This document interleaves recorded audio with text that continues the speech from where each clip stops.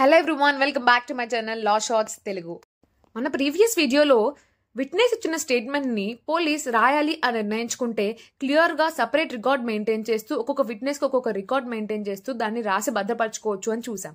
ఇప్పుడు అలా రాసిన స్టేట్మెంట్కి ఏం వాల్యూ ఉంటుంది, దాని బేసిస్ మీద ఏదైనా శిక్షలు పడతాయా, అసలు దేనికి ఉపయోగిస్తారు తర్వాత అన్న విషయాన్ని చూద్దాం. వీటన్నిటికీ ఆన్సర్స్ సెక్షన్ 181 BNSS లో ఉన్నాయి.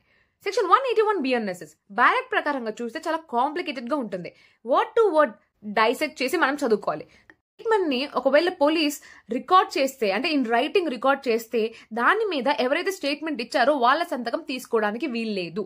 ఇది ఎందుకు చెప్పారు అంటే, పోలీస్కి ఒకవేళ ఆ హక్కు ఇచ్చేస్తే సంతకం ఎలాగైనా చేయించేస్తారు. సో టార్చర్ చేసైనా చేయించవచ్చు. ఒక్కసారి సంతకం చేస్తే దాన్ని అరెస్ట్ చేసినట్టే ఉంటుంది. అంటే నేను చెప్పింది కరెక్ట్ అని ఆ పర్సన్ ఒప్పుకున్నట్టు ఉంటుంది.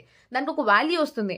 అలా ఇవ్వకూడదు, పోలీస్ దాన్ని మిస్యూజ్ చేసే ఛాన్స్ మనకి ఇవ్వకూడదు అని లా కంప్లీట్ గా ఏం చెప్పిందంటే, నువ్వు రికార్డ్ చేసి రాసుకో, కానీ ఆ రాసిన దాని మీద సంతకం మాత్రం పెట్టించకూడదు అని చెప్పింది. అలాగే వాళ్ళు ఇచ్చిన స్టేట్మెంట్ ని ఎక్కడ ఎంక్వైరీ లేదా ట్రయల్ ప్రొసీజర్ లో ఉన్నప్పుడు వాడడానికి వీలు లేదు అని కూడా సబ్సెక్షన్ 1 చెప్తోంది. కానీ కొన్ని ఎక్సెప్షన్స్ కూడా ఉన్నాయి, దాంట్లో వాడుకోవచ్చు అని కూడా మెన్షన్ చేసింది. ఆ ఎక్సెప్షన్స్ నెక్స్ట్ ప్రొవిజన్ లో ఉంటుంది అనమాట. అది ఏం చెప్తుందంటే, స్టేట్మెంట్ ని ఎంక్వైరీ లేదా ట్రయల్ ప్రొసీజర్ లో యూజ్ చేయాల్సిన అవసరం లేదు, కానీ 2 కేసెస్ లో యూజ్ చేయాల్సి వస్తుంది. ఒకటి, ఎవరైతే స్టేట్మెంట్ ఇచ్చారో ఆ పర్సన్ తను ఇచ్చిన స్టేట్మెంట్ కి కాంట్రడిక్టింగ్ గా కోర్టులో మాట్లాడారు అనుకోండి. అంటే తను చెప్పిన స్టేట్మెంట్ ఒకటి, కానీ ఇక్కడ వచ్చి కొంచెం ఇంప్రూవైజ్ చేసి దానికి ఆపోజిట్ గా చెప్పినా, లేకపోతే చెప్పిన దాన్ని కొంచెం కట్ చేసి చెప్పినా, ఎవరికైతే నష్టం తగులుతుందో, అంటే అక్యూజ్డ్ అయితే అక్యూజ్డ్, లేకపోతే ప్రాసిక్యూషన్ అయితే ప్రాసిక్యూషన్, వాళ్ళు తిన్ని మళ్ళీ క్రాస్ ఎగ్జామిన్ చేయడానికి ఈ స్టేట్మెంట్ ని వాడొచ్చు. అంటే అప్పుడు చెప్తారు, నువ్వు అప్పుడు చెప్పిన స్టేట్మెంట్ ఇది, కావాలంటే చూడు అని ఎంతవరకు అయితే పార్ట్ కాంట్రడిక్ట్ అవుతుందో ఆ తెచ్చింది చూపించి మరీ దాన్ని క్వశ్చన్ చేయొచ్చు. అలా క్వశ్చన్ చేయడానికి ఆ స్టేట్మెంట్ ని యూజ్ చేయొచ్చు అని చెప్తోంది. కాకపోతే ఇక్కడ ఎవరు ఎప్పుడు క్వశ్చన్ చేయాలి, ఎలా క్వశ్చన్ చేయాలి అనేది మన బ్యారాక్ లో క్లియర్ గా చెప్పారనమాట.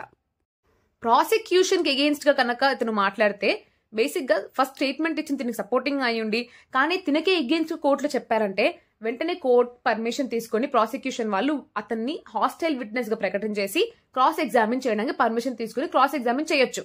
అదే అక్యూజ్డ్ కూడా స్టేట్మెంట్ లో ఇచ్చింది ఒక విషయం అయ్యింది, తర్వాత ఇక్కడికి వచ్చి తను చెప్పే అగేన్స్ట్ గా ఉండే స్టేట్మెంట్ వచ్చేసి డిఫరెన్స్ ఉంటే, ఇలా డిఫరెన్స్ ఉంది అని చెప్పి దాని మీద క్రాస్ ఎగ్జామిన్ చేయడానికి ఆ స్టేట్మెంట్ ని యూజ్ చేసుకోవచ్చు. క్రాస్ ఎగ్జామిన్ చేసినా కూడా క్లియర్ అవ్వలేదు అంటే తర్వాత రీ ఎగ్జామిన్ కూడా చేయొచ్చు. ఇదే సబ్సెక్షన్ 1 తర్వాత వచ్చిన ప్రొవిజన్. సబ్సెక్షన్ 2 ఏం చెప్తుందంటే, ఇవన్నీ అంటే do not use that statement in any enquiry trial అని ఉంది కదా సబ్సెక్షన్ 1 లో, దానికి 2 సెక్షన్స్ అస్సలు అప్లై అవ్వవు. ఆ 2 సెక్షన్స్ ఇండియన్ ఎవిడెన్స్ యాక్ట్ లో ఉన్నాయని చెప్పి ఏ 2 సెక్షన్స్ కూడా చెప్పింది.